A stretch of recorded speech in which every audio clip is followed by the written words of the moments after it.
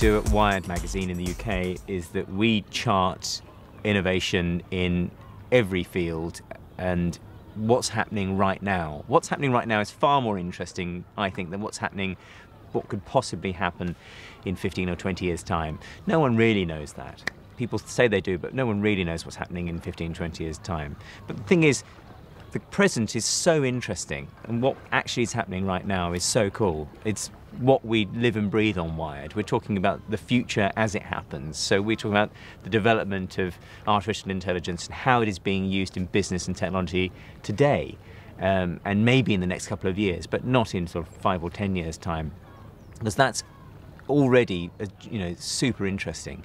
How developments in medical science, developments in molecular gastronomy as well. So like any field, it doesn't have to be technology, it can be food and drink, or it can be culture, or it can be the space race.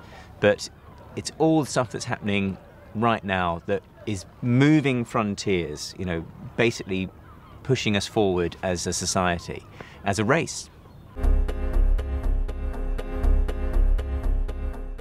The most interesting thing happening right now, obviously, is the huge advances in artificial intelligence. We are living in an era where, in my lifetime, we'll have gone from having no personal computers whatsoever to human-level artificial intelligence, hopefully before I'm dead. And that is a tremendous leap. That's somewhere where you go, like, you've gone from nothing to the end goal almost in one lifetime. And literally is a new world. And it's how Wired talks a lot about how companies can navigate that tremendous change and how it can actually gain advantage over their competitors by actually embracing this. And we find that on Wired all the time, that it's the companies that embrace this change and this innovation that do particularly well, and it's the companies that ignore it and avoid it that are the ones that generally tend to suffer.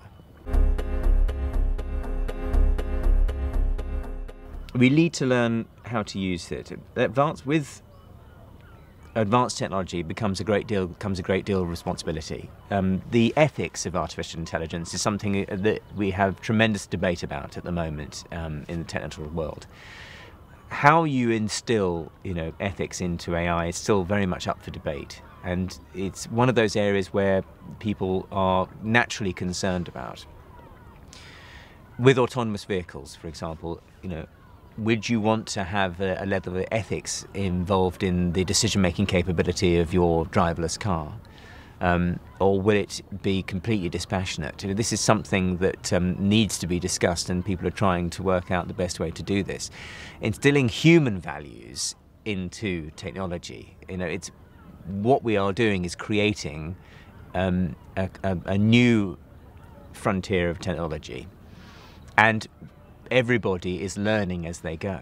And we're even getting to the stage now where we're teaching AIs to teach the next generation of AIs. So we're even stepping out of the process a little bit. And we've had situations where AIs have been having discussions with each other and we don't quite know what they're saying.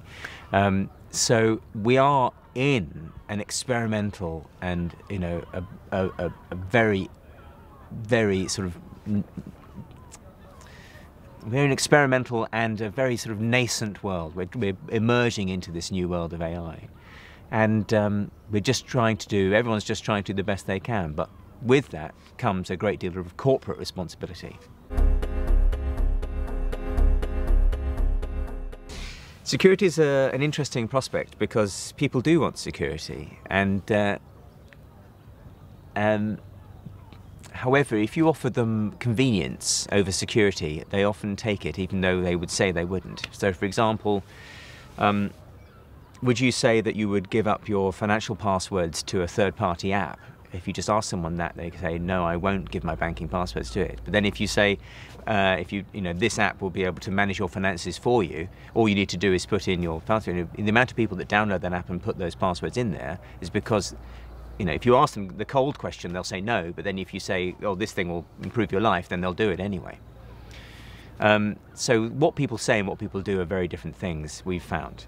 But security in general is a massively hot topic at the moment. We've got in the UK GDPR coming in, but people will be owning their own data.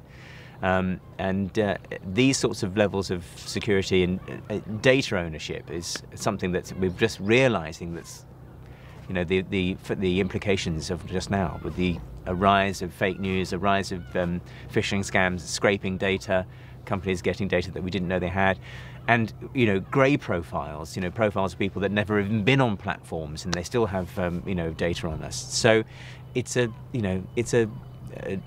data market is the new market, as it were, and so the level of security attached to that data is paramount, and we are reacting as a society in a slightly slow manner, you know, but at least we are reacting to it. At least we're coming to terms with this, something that definitely has to be appreciated and dealt with.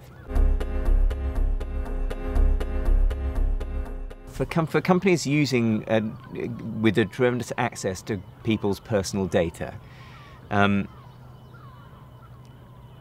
it's whether they ever envisaged they would ever get as large as they've got. And you suddenly get this huge amount of data and you don't know what to do with it. I think the head of data at Netflix famously said that we've got an enormous amount of data on our subscribers and we don't know what to do with it. That's a very healthy thing to acknowledge, that you don't actually know. But the thing is that with security, you know, we need to have there needs to be a far greater policing of what companies can actually have about data about you personally and what to do with it and who they can sell it on to and what they can do with that, and anonymizing that data as well. And this is something that we're definitely only recently becoming aware of as a global society, and how quickly, of course, with everything digital, how quickly things can get out of control. We will definitely be talking about data security next year. We will definitely be talking about artificial intelligence. We're only at the start of that journey, not at the end. So these areas are definitely going to be massively increasing.